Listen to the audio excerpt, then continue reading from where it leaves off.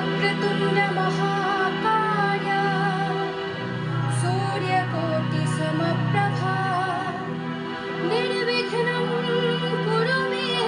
देव सर्वकार्येषु सर्वदा। गणनायकाय गणदेवताय गणाध्यक्षाय धीमहि गुणशरीराय गुणमण्डिताय गुणेशानाय धीमहि